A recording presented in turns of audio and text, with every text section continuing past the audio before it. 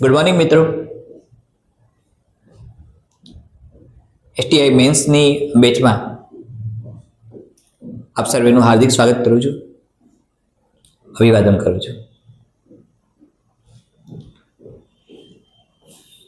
મિત્રો, આજના સેશનમાં GS2 તેમાંનો કન્ટેન્ટ પ્રમાણે લોક પ્રશાસન વિશેની ચર્ચા કરીશું. મિત્રો, લોક પ્રશાસન શબ્દ જ્યારે પણ આવે છે ત્યારે લોક ભાગીદારી સાથે લોકસેવક, જાહેર સેવક આ બધાનો સમાવેશ થાય છે. એક સિવિલ સર્વન્ટ તરીકે લોક પ્રશાસનમાં એક વ્યક્તિની જવાબદારી ખૂબ જ મહત્વની ભૂમિકામાં આવે.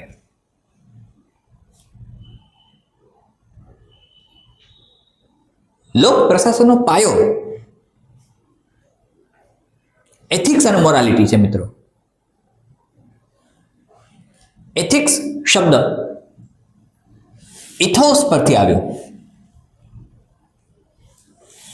જે એક યુનાની શબ્દ છે. આપણે ગુજરાતીમાં નીતિશાસ્ત્ર કહીએ છીએ. મોરાલિટી લેટિન શબ્દ મોસ પરથી આવ્યો, MOS, જેને આપણે નૈતિકતા તરીકે ઓળખીએ છીએ. આ બંને શબ્દો મિત્રો એક સમાન લાગશે, સરખા લાગશે, પણ એવું નથી. જ્યારે નીતિશાસ્ત્રની વાત કરીએ છીએ ત્યારે જાહેર ક્ષેત્ર, જાહેર જીવન સાથે સંબંધિત છે, અને નૈતિકતાની વાત કરીએ છીએ ત્યારે એ વ્યક્તિગત ક્ષેત્રો અને વ્યક્તિગત વેલ્યુ સાથે કનેક્ટેડ છે.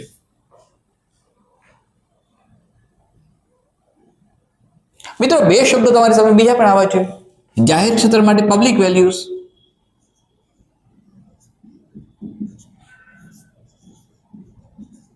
અને વ્યક્તિગત ક્ષેત્ર માટે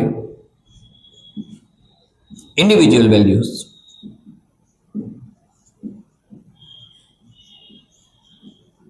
આ બંને જુદા મિત્રો, પબ્લિક વેલ્યુઝ અને ઇન્ડિવિજ્યુઅલ વેલ્યુઝ. નીતિશાસ્ત્ર ભારતમાં ખૂબ જ પ્રાચીન સમયથી ચાલે છે. તમે પંચતંત્રની વાર્તાઓ વાંચો તો પણ આવે, અને ભર્તુહરીનું નીતિશતક વાંચો તો પણ આવે. બંનેના સ્ત્રોત જુદા છે. જાહેર ક્ષેત્ર એક સમગ્ર વ્યવસ્થા, એક સમગ્ર સમાજ, એક સોસાયટી, એક રાષ્ટ્ર, આ બધાને લાગુ પડે. જ્યારે નૈતિકતાની વાત કરીએ, જ્યારે મોરલ વેલ્યુઝની વાત કરીએ છીએ, ત્યારે એ ઇન્ડિવિજ્યુઅલ વેલ્યુઝ બની જાય છે. પણ એ ક્યારેય નહીં ભૂલતા કે પબ્લિક વેલ્યુઝનો એક પાર્ટ છે. મિત્રો, કઈ રીતે તેની બધી ચર્ચા આપણે કરીએ હમણાં જ. હવે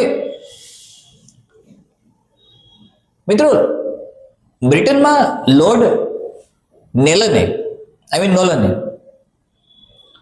1994-95માં એક કન્સેપ્ટ આપ્યો. લોર્ડ નોલનનો આ જે કન્સેપ્ટ છે, એ કન્સેપ્ટને નોલન પ્રિન્સિપલ્સ કહેવાય છે. નોલન પ્રિન્સિપલ્સ સંપૂર્ણપણે આધારિત છે જાહેર જીવનના સિદ્ધાંતો. મિત્રો, પબ્લિક સર્વન્ટ તરીકે તમે જાહેર જીવન જીવશો.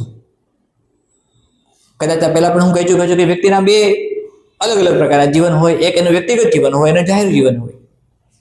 એક એનું જાહેર ક્ષેત્ર છે, એક વ્યક્તિગત ક્ષેત્ર છે. હું પબ્લિક અફેરમાં કેમ ડીલિંગ કરું છું એ મારું જાહેર જીવન છે, અને વ્યક્તિગત લાઈફમાં કેમ ડીલિંગ કરું છું એ મારું પર્સનલ વ્યક્તિગત બિહેવિયરથી, વ્યક્તિગત ફીલ્ડથી. લોર્ડ નોલને પબ્લિકલી વાત કરી કે પબ્લિક લાઈફ, એક શબ્દનો પ્રયોગ મારા એક સેશનમાં મેં કરેલો મિત્રો, તમને બરાબર યાદ હશે, અને એ શબ્દ હતો પોલિટિક્સ ઓપન લાઈફ. ત્યારે પોલિટીની વાત કરીએ છીએ ત્યારે પોલિટિક્સ શબ્દ ઓપન લાઈફના આધારે છે. જ્યારે એક પબ્લિક સર્વન્ટ, જ્યારે એક સિવિલ સર્વન્ટ સમાજમાં, સોસાયટીમાં બિહેવ કરે છે, વર્તન કરે છે, તેના આધારે જે તે સમાજ, જે તે સોસાયટીમાં તેની સહભાગીદારી નોંધાય છે. આ સહભાગીદારી ખૂબ મહત્વની ભૂમિકામાં આવે. લોર્ડ નોલને 7 અલગ અલગ પ્રકારના સિદ્ધાંતો આપ્યા. 7 અલગ અલગ પ્રકારના. સૌથી પહેલા, પબ્લિક લાઈફમાં જે લોકો જીવન જીવે છે એ પબ્લિક સર્વન્ટ, એ સિવિલ સર્વન્ટ, તેની સાથે આ સાથે સિદ્ધાંતો સંકળાયેલા છે. મિત્રો, દરેક જીવન, હું જ્યારે દરેક જીવન શબ્દનો પ્રયોગ કરું છું ત્યારે એ ઇન્ડિવિજ્યુઅલ વાત બની જાય છે. દરેક જીવન અલગ અલગ સ્ટેજીસમાંથી પસાર થાય છે, પણ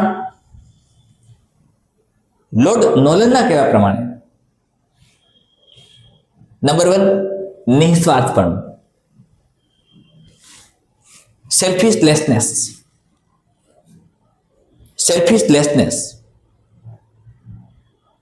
આ એમણે પહેલો પ્રિન્સિપલ આપ્યો,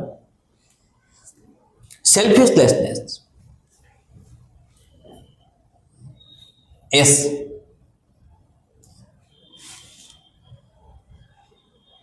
પછી એમણે પ્રામાણિકતા પર ભાર મૂક્યો, ઓનેસ્ટી. એક સિવિલ સર્વન્ટ કેટલો ઓનેસ્ટ છે. પછી એમણે જવાબદેહી, તેની એકાઉન્ટેબિલિટી કેટલી છે, સત્યનિષ્ઠા કેટલી છે એની, એટલે કે ઇન્ટિગ્રિટી. નેતૃત્વના કેટલા ગુણધર્મો છે, લીડરશિપ. એના જીવનમાં ખુલ્લાપણું કેટલું છે, ઓપનનેસ. અને એનામાં વસ્તુનિષ્ઠતા એટલે કે ઓબ્જેક્ટિવિટી કેટલી છે.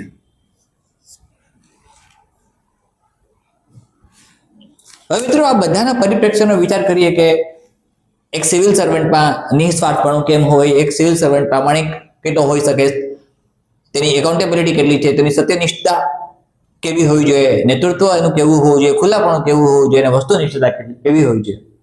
મિત્રો, આ યુપીએસસી સિવિલ સર્વિસ એક્ઝામિનેશનનો એકદમ આઈડિયલ સવાલ છે, અને દરેક મુદ્દાને આવરીને દર વખતે આમાંથી કંઈક સવાલો પૂછાય છે.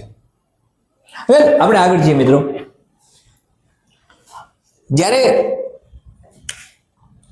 આ બધું સાથે મળે છે મિત્રો, લિસન ટુ મી, આ જ્યારે બધું સાથે બન્યું, સાથે મળ્યું, ત્યારે સપોઝ કે અહીં આપણે સત્ય, નિસ્વાર્થપણું મૂકીએ છીએ,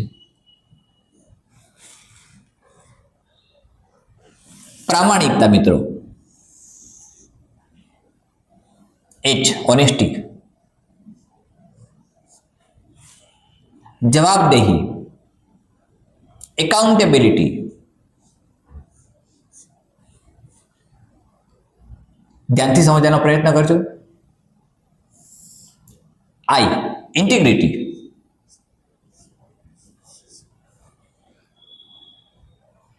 એકદમ ધ્યાનથી સમજજો. લીડરશિપ એલ, ઓ ઓપનનેસ અને ઓ ઓબ્જેક્ટિવિટી. મિત્રો, નિસ્વાર્થપણું એટલે શું? તો નિસ્વાર્થપણું સ્વાભાવિક છે કે એથિક્સનો એક પાયો બની જાય છે. જ્યારે એથિક્સ શબ્દ હું બોલું છું ત્યારે ફરીથી કહું છું, એ જાહેર ક્ષેત્રને લાગુ પડે છે. એથિક્સનો એક પાયો બની જાય છે. સ્વાર્થ નથી. મિત્રો, ફ્રેન્ચ રિવોલ્યુશનમાં 3 વર્ડ્સ આવ્યા: liberty, equality, fraternity. All men have equal rights of freedom. French revolution બન્યું, દુનિયા બદલાઈ ગઈ. આ બદલાયેલી દુનિયામાં જે કન્સેપ્ટ બદલાયો એ બદલાયો કે લોકોમાં એક લિબર્ટીની વિભાવના આવી. મિત્રો, જ્હોન સ્ટુઅર્ટ મિલે લિબર્ટીના ઘણા બધા કન્સેપ્ટ આપ્યા છે અને જ્હોન સ્ટુઅર્ટ મિલનું કન્ટ્રીબ્યુશન લિબર્ટી વિશે ઘણું બધું છે, પછી ક્યારેક ચર્ચા કરીશું આપણે. અત્યારે નિસ્વાર્થપણનો અર્થ એવો થાય કે પબ્લિક સર્વન્ટ, એક સિવિલ સર્વન્ટ પોતાના વ્યક્તિગત સ્વાર્થનો વિચાર નથી કરતો. એક વહીવટદાર, એડમિનિસ્ટ્રેટર, એક સિવિલ સર્વન્ટ એ નિસ્વાર્થપણે કામ કરે છે, તટસ્થ રહીને. જ્યારે નિસ્વાર્થપણાની વાત આવે ત્યારે તટસ્થીકરણ સૌથી મહત્વનો મુદ્દો આવે કે તટસ્થ રહે છે. જ્યારે નિર્ણય લેવાની ઘડી આવે, જ્યારે નિર્ણય લેવાનો સમય આવે ત્યારે એ તટસ્થ ભૂમિકામાં આવે છે. પોતાના વ્યક્તિગત સ્વાર્થનો વિચાર કરતો નથી, એટલે કે ઇન્ડિવિજ્યુઅલ વેલ્યુઝ એના માટે ત્યારે કામ નથી કરતી, ત્યારે પબ્લિક વેલ્યુઝમાં આવી જાય છે. નિસ્વાર્થપણું, આ પહેલી શરત થઈ. લોર્ડ નોલનના કન્સેપ્ટ પ્રમાણે પબ્લિક સર્વન્ટે અથવા તો સિવિલ સર્વન્ટે નિસ્વાર્થી રહેવું જોઈએ. સ્વાર્થની ભૂમિકામાં નથી આવતો, પોતાના વ્યક્તિગત સ્વાર્થનો વિચાર નથી કરતો, તટસ્થ ભૂમિકામાં આવે. મિત્રો, તટસ્થ ભૂમિકામાં આવે ત્યારે સ્વાભાવિક છે કે તમને એક્ઝામ્પલ આપવાનું મને મન થાય. મને એક્ઝેક્ટ યાદ છે, ગોંડલ સ્ટેટમાં મહાત્મા ગાંધી ભગવતસિંહજી બાપુને ત્યાં મહેમાન તરીકે આવ્યા ગોંડલમાં, અને એમનું જે ઓફિશિયલ રોકાણ હતું ત્યાંનું એ 3 કે 4 દિવસનું હતું. મને એક્ઝેક્ટ સમય યાદ નથી. અને મહાત્મા ગાંધીને ગમી ગયું, એ ઉપરના 2-3 દિવસ રોકાઈ ગયા. રાજ્યના અતિથિ હતા, રાજ્ય અતિથિનો દરજ્જો એમને હતો. જ્યારે મહાત્મા ગાંધી ગોંડલ છોડીને નીકળે છે રાજ્ય અતિથિ ગૃહમાંથી, ત્યારે ગોંડલ બાપુના એકાઉન્ટન્ટ એક બિલ લઈને આવે છે, જે ગાંધીજી ઉપરના દિવસો રોકાણ એનું બિલ હતું. રાજ્યના અતિથિ તરીકેનો એમનો દરજ્જો જ્યારે પૂર્ણ થાય છે અને પછી વધારાનું રોકાણ કરે છે, તેનું બિલ એકાઉન્ટન્ટ આપવા આવે છે. મિત્રો, પબ્લિક પ્રોપર્ટી, જાહેર સંપત્તિ જે પબ્લિકના ટેક્સેશનમાંથી બનાવી છે, તેનો ઉપયોગ સુચારુ ઢબે થાય, નિસ્વાર્થપણે થાય, તેનું આ ઉદાહરણ હતું. તો નિસ્વાર્થપણું એ પ્રાયોરિટીમાં આવે. સેકન્ડ, પ્રામાણિકતા, ઓનેસ્ટી. મિત્રો, પ્રામાણિક બનવું, પ્રામાણિકતાનો આપણે બધા સ્ટડી કેસ પણ લઈશું, જેને તમે કેસ સ્ટડી કહો છો, એ બધા કેસ સ્ટડી પણ લઈશું. ફોર એક્ઝામ્પલ, તમે ક્યાંક ફરવા જાઓ છો, ક્યાંક બહાર જાઓ છો, પબ્લિક પ્લેસ ઉપર છો, તમને કોઈ મૂલ્યવાન વસ્તુ મળે છે, તમે પ્રામાણિકતાથી એ પરત કરો છો ખરા? જેની છે એની માલિકીની શોધીને એના ખરેખર માલિક કોણ છે, એ પ્રામાણિકતામાં આવે. ઓનેસ્ટી. અને એક ઇંગ્લિશ પ્રોવર્બ ભણી ગયા છો, honesty is the best policy. Honesty is the best policy. અને ઓનેસ્ટીને લોર્ડ નોલને ખૂબ જ મહત્વ આપ્યું. સમાજમાં ભ્રષ્ટતા ન આવે. તમે એક પોલિટિકલ સાયન્સમાં અને પોલિટીમાં એક સેન્ટેન્સ વારંવાર ભણી ગયા છો, power corrupts a man and absolutely power corrupts a man absolutely. તો એ ભ્રષ્ટતા ત્યારે નહીં આવે જ્યારે પ્રામાણિકતા હશે, ઓનેસ્ટી, જવાબદેહી, એકાઉન્ટેબિલિટી કેટલી તમારી. એક પબ્લિક સર્વન્ટ એકાઉન્ટેબલ છે, એક સિવિલ સર્વન્ટ એકાઉન્ટેબલ છે. બનતી ઘટનાઓના સાપેક્ષમાં એનું ઉત્તરદાયિત્વ સ્વીકારે છે, એની જવાબદારીઓ સ્વીકારે છે. મિત્રો, તમને યાદ હશે અને તમને ખબર પણ હશે, ભારતના એક સમયના રેલવે પ્રધાન લાલ બહાદુર શાસ્ત્રીએ એક રેલવે દુર્ઘટના બન્યા પછી તરત જ રિઝાઇન કર્યું હતું, એકાઉન્ટેબિલિટી સ્વીકારીને.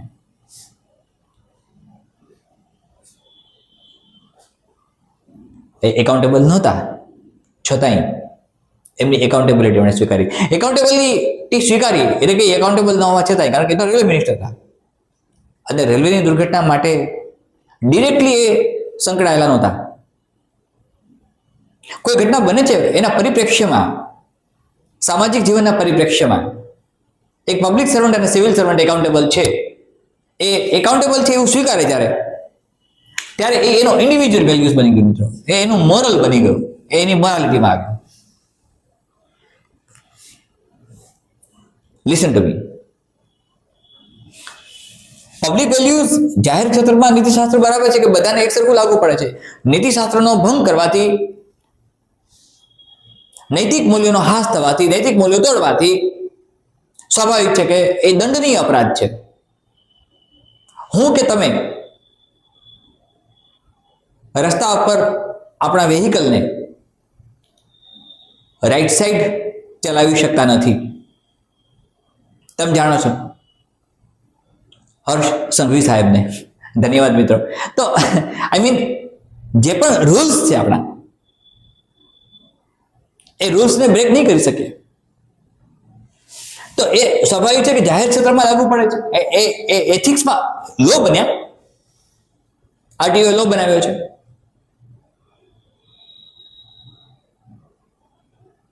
રોંગ સાઈડમાં વેહિકલ નહીં ચલાવી શકીએ. વેલ, હવે જ્યારે એકાઉન્ટેબિલિટીની વાત આવે છે ત્યારે દરેક પબ્લિક સર્વન્ટ, સિવિલ સર્વન્ટ જે ઘટના બને છે આઉટકમ્સ માટે એ એકાઉન્ટેબલ ખરો કે કેમ? જો હોય એકાઉન્ટેબલ તો એ ખરેખર સાચો પબ્લિક સર્વન્ટ છે, સાચો સિવિલ સર્વન્ટ છે. મિત્રો, નૈતિકતાનો હાસ થવાથી વ્યક્તિ પોતે ગિલ્ટી, અપરાધ ભાવના અનુભવે. જ્યારે એનું મોરલ ડાઉન થાય છે, મોરાલિટી બ્રેક કરે છે, ત્યારે જાહેર ક્ષેત્રમાં એ સમગ્ર જાહેર જીવનને લાગુ પડે છે. નેક્સ્ટ આવે છે સત્યનિષ્ઠા. મિત્રો, ખૂબ જ મહત્વની ભૂમિકામાં આવે સત્યનિષ્ઠા. હવે સત્યનિષ્ઠા એ વ્યક્તિગત પણ છે, સામૂહિક પણ છે. મિત્રો, સોક્રેટીસ, એરિસ્ટોટલ, પ્લેટો આ બધાએ સત્યની અલગ અલગ વિભાવનાઓ આપી છે. અને મહાત્મા ગાંધી તો સત્યના જ ઉપાસક હતા. સત્યના પ્રયોગો એમણે લખ્યા એટલા માટે. સત્યનિષ્ઠતાનો મિનિંગ એવો થાય કે પબ્લિક સર્વન્ટ, સિવિલ સર્વન્ટ જે માહિતી પહોંચાડવાની છે એ માહિતી સત્ય સ્વરૂપમાં પહોંચાડે છે, એડિટિંગ કરીને નહીં, મસાલા ભરીને નહીં. મારી વાત તમે સમજી શકો છો? તો એ મસાલા ભરીને નહીં, ઇટ મીન્સ કે એ સત્યનિષ્ઠ છે, એ સાચું બોલે છે. આ એક ખૂબ જ મહત્વનો ગુણધર્મ એક સિવિલ સર્વન્ટમાં હોવો જોઈએ. સિવિલ સર્વન્ટ કેવું બોલે છે? સિવિલ સર્વન્ટ જે માહિતી પહોંચાડવાની છે ઓથોરિટીને, એ માહિતીને યોગ્ય સ્વરૂપમાં, સત્ય સ્વરૂપમાં પહોંચાડે છે. અને મિત્રો, સત્યનિષ્ઠા આમ પણ વ્યક્તિગત જીવનમાં ખૂબ ઉપયોગી છે, ખૂબ જ. તમને મારી સલાહ રહેશે સાચું બોલવું અને સાચું કહેવું. સત્યનિષ્ઠા પછી નેતૃત્વ આવે મિત્રો, લીડરશીપ. પબ્લિક સર્વન્ટમાં કે સિવિલ સર્વન્ટમાં લીડરશીપના ગુણધર્મો કેટલા? એક લીડર કેવો હોવો જોઈએ? એક સિવિલ સર્વન્ટ જ્યારે લીડ કરે છે બ્યુરોક્રસીને, જે એક આધાર સ્તંભ છે, ત્યારે એનામાં નેતૃત્વ સહન કરવાની ક્ષમતા ખરી. નેતૃત્વ આવે એટલે સંયમ આવે, સહનશીલતા આવે, સહિષ્ણુતા આવે, ઉદારપણું આવે, ધીરજ આવે, શાંતિ આવે, ક્રોધને નિયંત્રણમાં રાખવાની વાત આવે, સાથે અન્યોનો વિચાર કરવાની વાત આવે.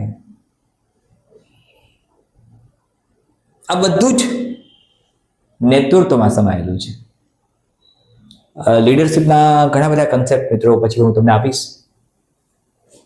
એક સારા નેતામાં કયા કયા પ્રકારના ગુણધર્મો હોવા જોઈએ. નેતા બનવું એટલું સરળ નથી, લીડરશિપ લેવી એટલી સરળ નથી. અને એટલે જ લીડરશિપ છે તો એ જવાબદાર છે. જવાબદાર છે તો એટલા માટે જ વિન્સ્ટન ચર્ચિલ સાહેબે કહ્યું હતું, responsibility is the price of greatness. એ જવાબદારીઓ વહન કરી શકે જ ખરા.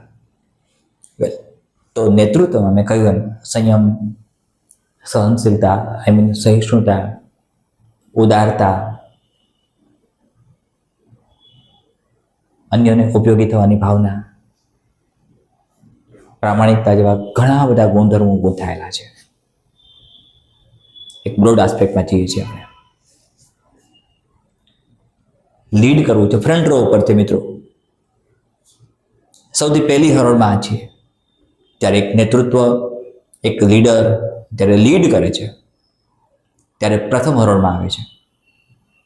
અને પ્રથમ હરોળનું ખૂબ મહત્વ છે, કારણ કે એ ફ્રન્ટ લાઈન થઈ ગઈ મિત્રો. અને ફ્રન્ટ લાઈન વોરિયર્સ ક્યારેય પણ ઢીલા ના હોવા જોઈએ, બહાદુર હોવા જોઈએ.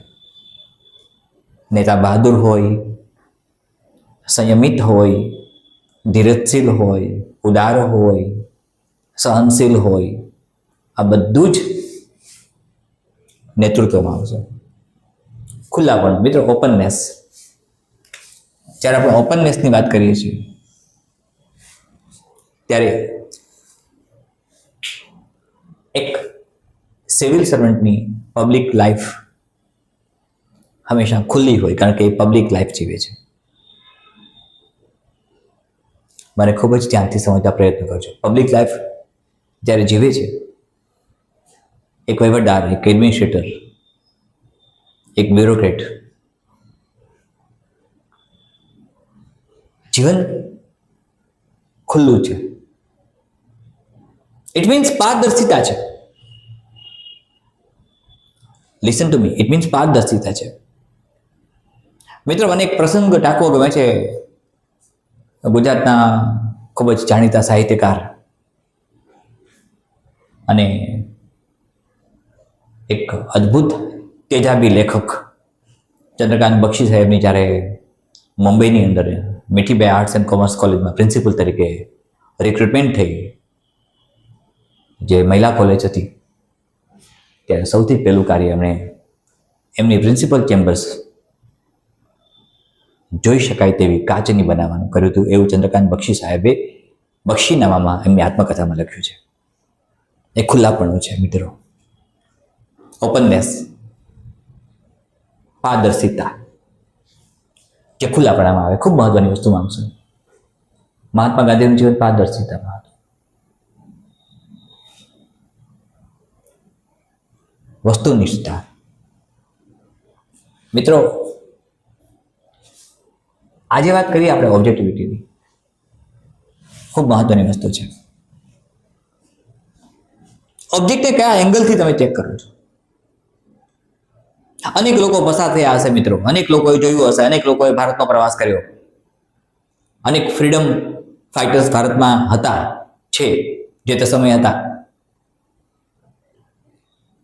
તો ઇતિહાસમાં લખાયેલા છે. જ્યારે હું છે બોલું છું ત્યારે ઇતિહાસમાં નોંધાયેલા છે.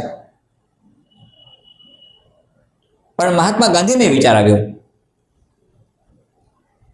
કે મારા ભારતની કોઈ એક ગ્રામ્ય બહેનને પહેરવાના પૂરતા કપડાં ન હોય તો મને અધિકાર નથી પૂરતા વસ્ત્રો પહેરવાનું. એટલે મિત્રો, આ વાત ઓબ્જેક્ટ પ્રત્યે તમે કયા એંગલથી જુઓ છો તેની વાત. તો અહીંયા લોર્ડ નોલને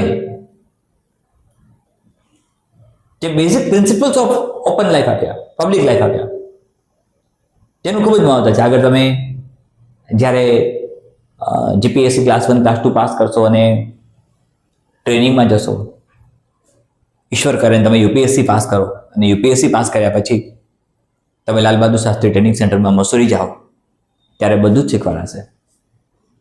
અને આ બધા જ પોઈન્ટ્સ ખૂબ મહત્વના હોય છે. ફરીથી કહું છું, 7 પોઈન્ટ્સ આપણે આવ્યા. આ 7 મુદ્દાઓને લોર્ડ નોલને 1994-1995માં જે બ્રિટિશ પર્સન હતા, એમણે જે પ્રિન્સિપલ્સ આપ્યા એને નોલન પ્રિન્સિપલ્સ કહેવાય છે.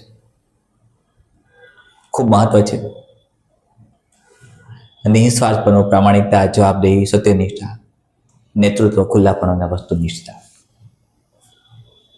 વસ્તુ પ્રત્યેની નિષ્ઠતા કેટલી છે, કેટલા નિષ્ઠાવાન છો. અને આ બધાના આધારે મિત્રો તમારા ચારિત્રનું નિર્માણ થાય છે. નૈતિકતા એ ચારિત્ર નિર્માણની ભૂમિકામાં આવશે. વ્યક્તિગત ચારિત્ર,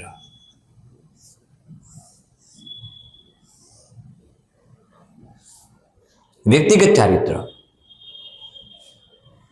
અને પબ્લિક વેલ્યુઝ તે સામૂહિક ચારિત્રનું નિર્માણ કરે છે. કોઈ એક સમાજ કેવો છે મિત્રો, એક સમાજ કેવો છે, એ સમાજની અંદર નૈતિક જીવન લોકો કેવું જીવે છે તેની વાત કરીએ. મહાત્મા ગાંધીએ ઘણા બધા કન્સેપ્ટ માઇથોલોજીમાંથી પણ લીધા છે અને ઘણી બધી ચર્ચાઓ આપણે સાંભળતા પણ આવ્યા છે. એથિકલી મિત્રો, લોર્ડ નોલનનો જે કન્સેપ્ટ હતો અને એમણે જે કહ્યું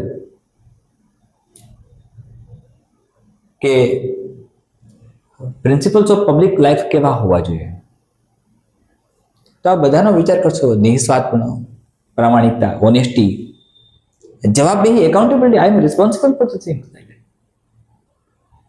મારી જવાબદારીઓ બને છે.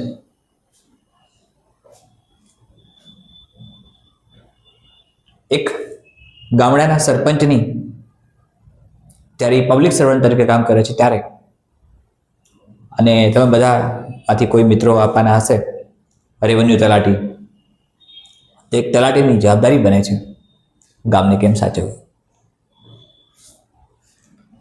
એનામાં નિસ્વાર્થપણું હોવું જોઈએ. મેં વાત કરી એમ તટસ્થતા, ઓનેસ્ટી, પ્રામાણિકતા પાયો છે મિત્રો. પ્રામાણિક બનવું એ સહેલું અને સરળ નથી, પણ પ્રામાણિકતા એ સ્વાભાવિક છે કે ઓપન લાઈફ માટે ખૂબ જ મહત્વનો મુદ્દો છે. મિત્રો, કોઈ બસના કંડક્ટરને કશુંક મૂલ્યવાન મળે છે અને એ પરત આપે છે તો એની પ્રામાણિકતા બતાવે છે. એક સિવિલ સર્વન્ટ ગવર્મેન્ટ માટે, એક સિવિલ સર્વન્ટ પબ્લિક માટે કેટલા પ્રામાણિક છે, કેટલી પ્રામાણિકતાથી વર્તન કરે છે, એની એકાઉન્ટેબિલિટી. મિત્રો, બધા જ આઉટકમ્સ આપણા હાથમાં નથી હોતા. દરેક બાબત માટે સિવિલ સર્વન્ટ જવાબદાર નથી હોતા, પણ એકાઉન્ટેબિલિટી સ્વીકારવી આવશ્યકતા લાગે ત્યાં. અને એકાઉન્ટેબિલિટીનો અર્થ એવો થાય કે જેના ક્ષેત્રમાં આવે છે, એ ક્ષેત્રમાં બનતી વસ્તુઓ માટે એ જવાબદારીમાં આવે છે. તમારામાંથી કોઈ આઈપીએસ થશો, આઈએએસ બનશો, તમારા વિસ્તારમાં કોઈ ક્રાઇમ બન્યો, કોઈ ઘટના બની, દુર્ઘટના બની, તો આ દુર્ઘટના બની, આ ક્રાઇમ બન્યો, તો એ દુર્ઘટના કે ક્રાઇમ જે બન્યો છે તો એના માટે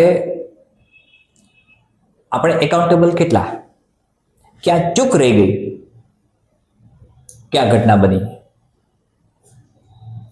દેટ ઇઝ એકાઉન્ટેબિલિટી.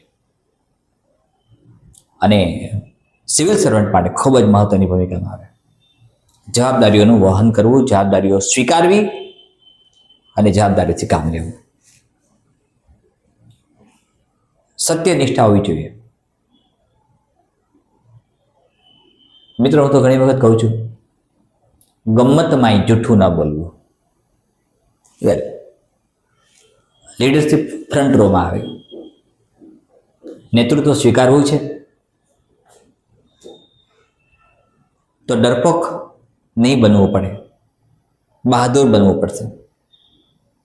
નેતૃત્વ સ્વીકારવું છે તો જવાબદારીઓ આવશે. ફ્રન્ટ રોમાં છે civil servant.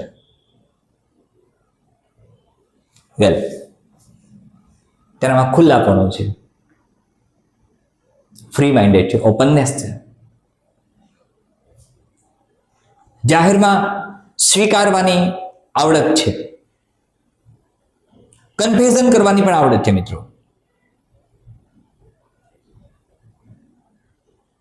That is very important. સાથે વસ્તુનિષ્ઠતા, ઓબ્જેક્ટ પ્રત્યે, વસ્તુ પ્રત્યે કયા એંગલથી કેવી રીતે એ બિહેવ કરે છે. મિત્રો, આ બધાનો સમન્વય જ્યારે થાય છે ત્યારે મેં કહ્યું એમ જાહેર ક્ષેત્ર અને વ્યક્તિગત ક્ષેત્ર, પબ્લિક વેલ્યુઝ અને ઇન્ડિવિજ્યુઅલ વેલ્યુઝ, આ બંનેના કોમ્બિનેશનથી લોર્ડ નોલન સાહેબે 1994-95માં આ કન્સેપ્ટ આપ્યો કે જે તમારે એસટીઆઈ મેન્સ માટે ખૂબ ઉપયોગી છે. જીપીએસસી 1-2 આપશો ત્યારે પણ ઉપયોગી છે ને આગળ જીપીએસસી 1-2 ક્રેક કરીને જ્યારે ટ્રેનિંગમાં જાઓ છો ત્યારે પણ ખૂબ મહત્વનું છે. એથિક્સની જ્યારે મિત્રો વાત કરીએ ત્યારે એથિક્સના બધા સેશન હું સ્ટાર્ટ કરું છું અને બધી જ વસ્તુઓ એથિક્સમાં જે પણ કો રિલેટેડ છે એ બધાને આપણે સમજવી છે. અને પછી તેના આધારે આપણે ક્રિટિસિઝમ કરીને વિવેચનાત્મક અને પૃથ્થકરણાત્મક રાઇટિંગ સ્કિલ કેવી થાય એ લખવું છે. ફોર એક્ઝામ્પલ, આમાંનું કોઈ પણ એક પોઈન્ટ ઉપર તમને પૂછાય, કોઈ પણ એક પોઈન્ટ પર એક સામાન્ય કોઈ સવાલ પૂછવામાં આવે અને એ સામાન્ય સવાલને તમે કેમ સમજાવી શકો છો. So that is concern with this topic. અને આધારે મિત્રો 5-6 સવાલો તમને હું આપું છું અને એ સવાલો તૈયાર કરવાનો પ્રયત્ન કરું. તમને રાઇટિંગ ટાસ્કમાં, લેખન કૌશલ્યમાં ઉદાહરણો સાથે મિત્રો, ઉદાહરણ કૌશલ્ય પણ હોવું જોઈએ, વિવેચનાત્મક શક્તિ પણ હોવી જોઈએ અને કાર્યદક્ષતા પણ હોવી જોઈએ. એ બધાનો સમન્વય થાય છે મિત્રો. તમને જ્યારે હું કેસ સ્ટડી ભણાવીશ ત્યારે ચોક્કસ કહીશ કે તમારી પાસે અલગ અલગ પ્રકારના કન્સેપ્ટ આવશે, અલગ અલગ પ્રકારની કન્ડિશન્સ આવશે. એ કન્ડિશનમાં તમે કયા પ્રકારનો બિહેવિયર કરો છો, તો that is concern with this point. મિત્રો, આના આધારે 5-6 સવાલો એવા છે કે જે ખૂબ મહત્વના છે, એ પૂછાયા એવા છે. આપણે એની પણ ચર્ચા કરીશું. મિત્રો, મહત્તમ રીતે વારંવાર કહ્યું છે એમ ગામડાના બાળકો સુધી, વિદ્યાર્થીઓ સુધી, સ્પર્ધકો સુધી, રિમોટ એરિયા સુધી પહોંચવાનો આપણો પ્રયત્ન છે. તમારો મેક્સિમમ પ્રયત્ન એવો રહેવો જોઈએ, મહત્તમ પ્રયત્ન એવો રહેવો જોઈએ કે બધા સુધી યુટ્યુબની આ લિંક પહોંચે, બધા એને સબસ્ક્રાઈબ કરે, ટેલિગ્રામ ચેનલને સબસ્ક્રાઈબ કરે, વોટ્સઅપ કોમ્યુનિટી લિંકમાં જોડાઈ જાય, ગ્રુપમાં જોડાઈ જાય. તમને મિત્રો સતત માર્ગદર્શન આપતો રહીશ. અને એથિક્સ તો ખૂબ જ મહત્વની ભૂમિકામાં આવે છે. ભારતીય બંધારણની પણ ચર્ચા આપણે આજ પ્રમાણે કરીશું. બધા આર્ટિકલ પણ સમજીશું. જ્યાં જ્યાં જરૂર છે ત્યાં બધી જ વસ્તુઓનું માર્ગદર્શન તમને મળશે, બધા વિષયોનું મળશે. So stay with us and have a nice time. Go ahead મિત્રો, સતત વાંચતા રહો, મહેનત કરતા રહો, પુરુષાર્થ કરતા રહો. ભગવાનના આશીર્વાદ અવશ્ય તમારા પર ઉતરશે. ધન્યવાદ. જય હિન્દ.